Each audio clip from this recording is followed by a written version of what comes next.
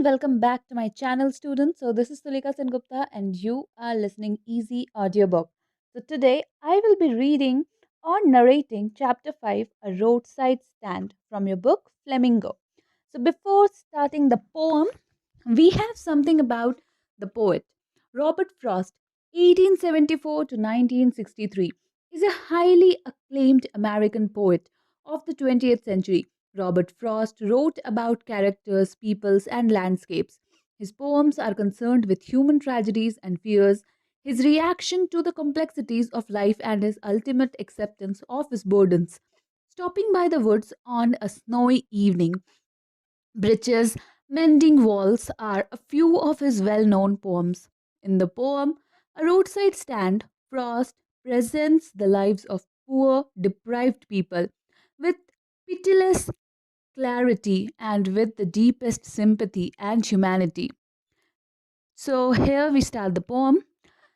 The little old house was out with a little new shed. In front, at the edge of the road, where the traffic sped. A roadside stand that too pathetically plead it would not be fair to say for a dole of bread, but for some of the money, the cash whose flow supports the flower of cities from sinking and withering faint. The polished traffic passed with a mind ahead, or if ever aside a moment, then out of shots at having the landscape marred with the artless paint of signs that with N turned wrong and S turned wrong, offered for sale wild berries in wooden quarts, or crook necked golden squash with silver wart, or beauty rest in a beautiful mountain scene. You have the money, but if you want to be mean, why keep your money and go along?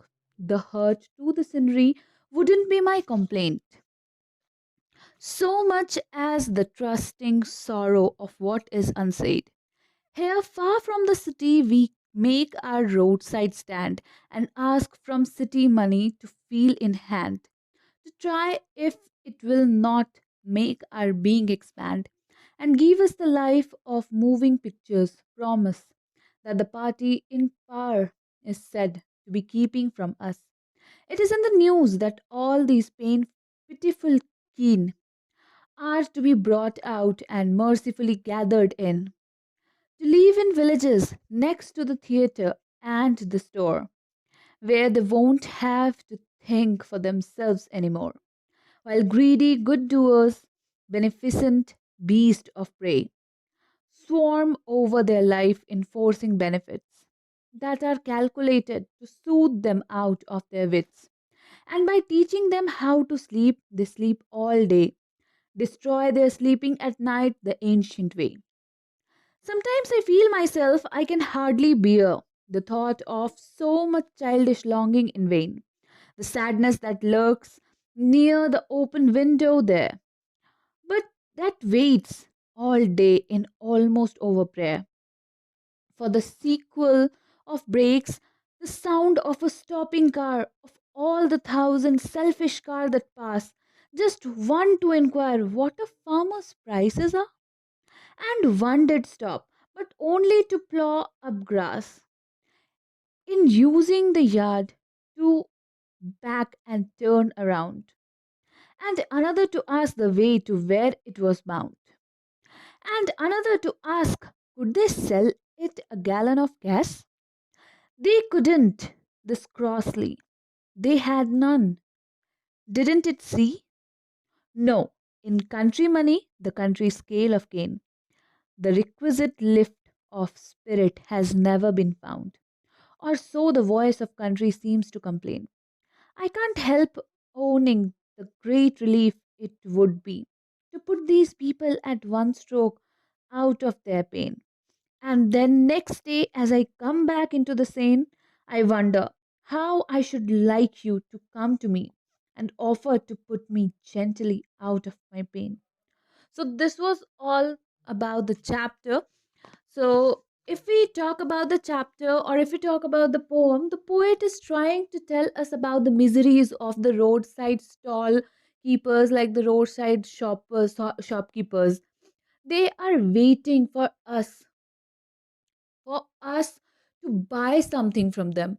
As you have seen the roadside shops, or we can say the shops there, beside the four lanes and all, you have seen them.